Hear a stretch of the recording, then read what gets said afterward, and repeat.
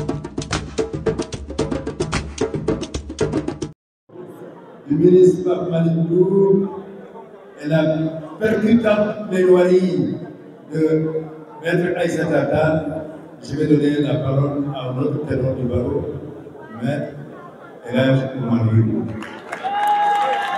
Je vous remercie, Monsieur le Premier ministre, Mesdames, Messieurs de la presse, chers camarades, chers frères, chers alliés. Je ne vais pas revenir sur le rapport de la Cour des comptes, parce que je pense que notre frère Pape Malick ainsi que notre sœur Aïssata ont bien fait les comptes avec la Cour des comptes. Je voudrais juste répondre à une interpellation d'Aïssata. Quel est le sort des lois de règlement qui ont été prises, votées, adoptées par l'Assemblée nationale par rapport à ces rapports? La réponse est dans l'article 48 de la loi organique 2020-07 adoptée par l'Assemblée nationale, qui dit de manière très claire que les lois de règlement déterminent les montants définitifs des recettes et des dépenses, ainsi que du résultat budgétaire qui en résultent. Ça veut dire simplement que ces rapports ne peuvent pas remettre en cause une loi, et c'est normal. C'est la même Cour des comptes, selon la loi organique qui l'organise, qui assiste le président de la République, assiste l'Assemblée nationale.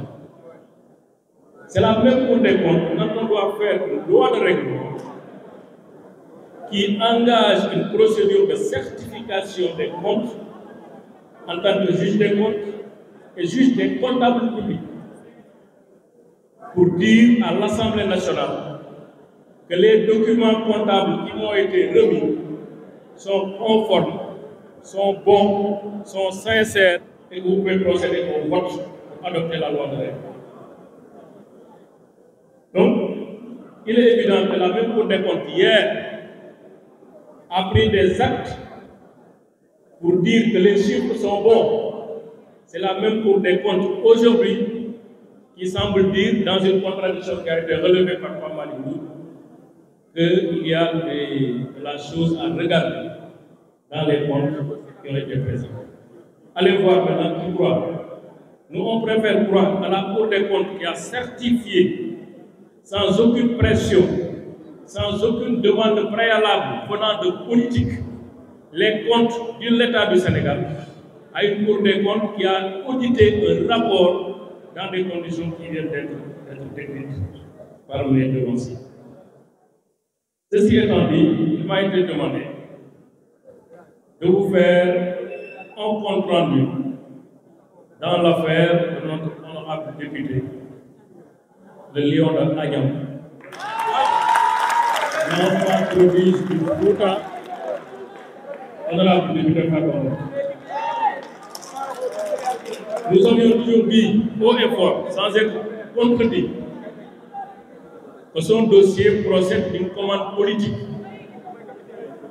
Aujourd'hui, les avocats sont allés l'accompagner devant le juge. Je ne vais pas revenir sur cet aspect judiciaire qui concerne l'instruction et les échanges que nous avons eus. Donc, vous comprenez bien que les deux avocats expérimentés qui sont à droite et à gauche ne vont pas me permettre justement de violer la loi. Et ce qu'il faut comprendre, et je pense que M. Aïssata a essayé un peu de l'ébaucher, on est en train de noyer le poisson. On nous sort un rapport à la veille de l'audition de Fatou. L'objectif poursuivi, c'est simple. Voilà, eux tous, c'est des voleurs, à commencer par le président, les ministres, les directeurs généraux, etc., y compris Farbangom, qui était le maître d'orchestre de tout ce qui a été volé. Mais cette affaire ne commence pas aujourd'hui. Cette affaire n'a pas commencé en février 2025, parce que ce qu'on sait de l'affaire Farbangom, c'est au moment où on demande la levée de l'immunité parlementaire. C'était en février 2025. En ce moment, Alors qu'en septembre 2024, précisément le 24 septembre 2024, alors qu'aucun juge d'instruction n'a été saisi, aucun procureur n'a été saisi parce que lui-même dans ses lettres adressées à l'Assemblée nationale précise de manière claire que c'est sur la base d'un rapport de décembre 2024 qu'il a demandé la levée de l'immunité parlementaire de Farouk. Donc il n'y avait pas d'instruction, il n'y avait pas d'enquête préliminaire, aucune institution de police ou de gendarmerie n'a été saisie. Et pourtant, curieusement, en septembre 2024, des policiers en civil sont allés à Diamniadio, au verger de Farbangom, pour justement défoncer les portes et fenêtres, faire de l'investigation que j'appelle de la perquisition irrégulière, pour simplement avoir des documents. En ce moment, il n'y avait pas de rapport de CENTIF. En ce moment, il n'y avait pas de juge d'instruction. En ce moment, aucune plainte n'a été déposée, ni à la police, ni à la gendarmerie. Donc l'affaire, c'est une affaire dans l'affaire, comme le disait l'autre. Et j'ai ici le procès verbal de l'huissier de justice Jean-Baptiste Kamaté, qui l'atteste. Parce que sinon, on va dire non, c'est Oumar Youm qui parle comme ça, mais en fait, il n'y a eu rien.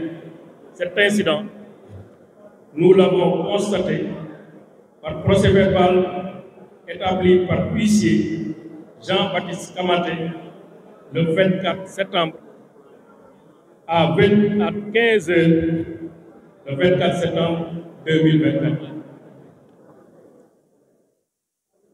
L'huissier a interrogé l'agent, le gardien qui était au niveau de la propriété de Fabon. Il dit ceci. Il s'appelle M. Biri Alissi. Il déclare, je le cite, vers 15 h, des agents en civil, munis de leur carte professionnelle, sont entrés dans la maison, ont défoncé les portes et les fenêtres, fouillé les chambres et ils ont tout filmé.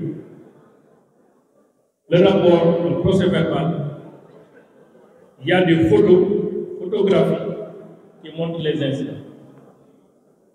Farbangom avait déposé une plainte par le canal de ses conseils.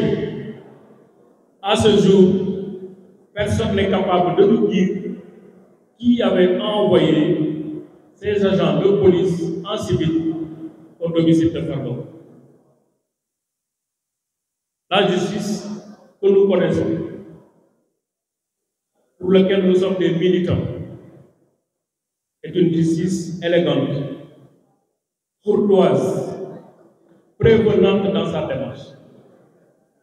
La justice n'agit jamais par surprise.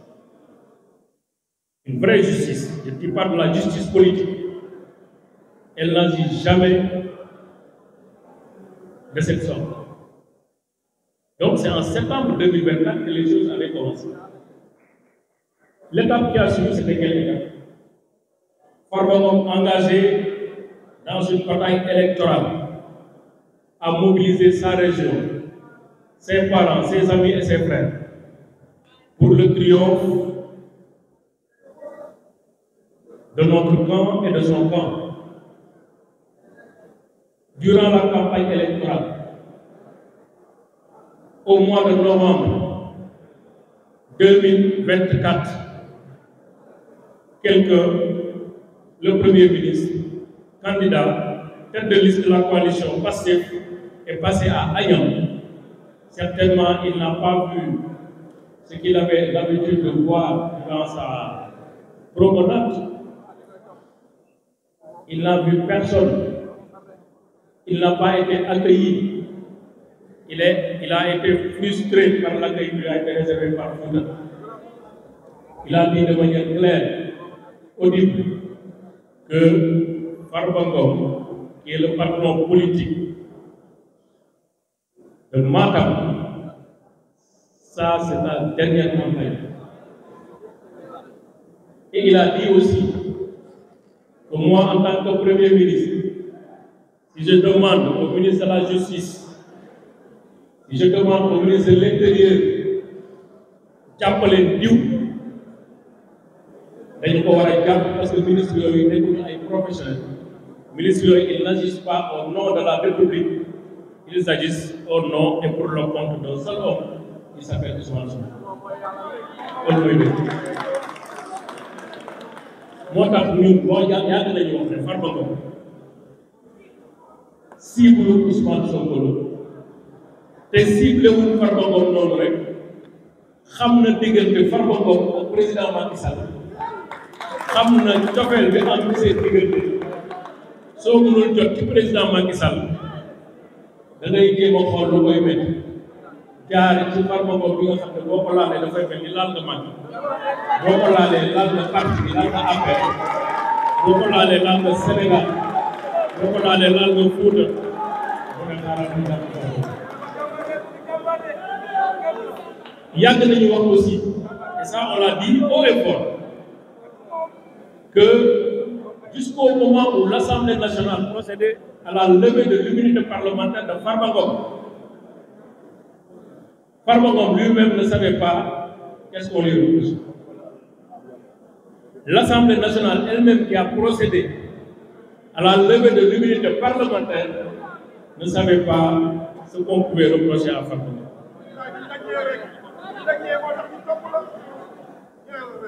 Or, une procédure pénale, ça repose d'abord sur une information préalable. Ça repose sur le principe du contradictoire. Ça repose sur le respect des droits de la défense qui sont sacrés, consacrés par notre Constitution. Moi, nit ki bu ñu koy topp ci mbir moom ci boppam dafa war a xam ni ñu koy topp parce que mënoo organiser sa défense su dee yow li ñu topp xamuloo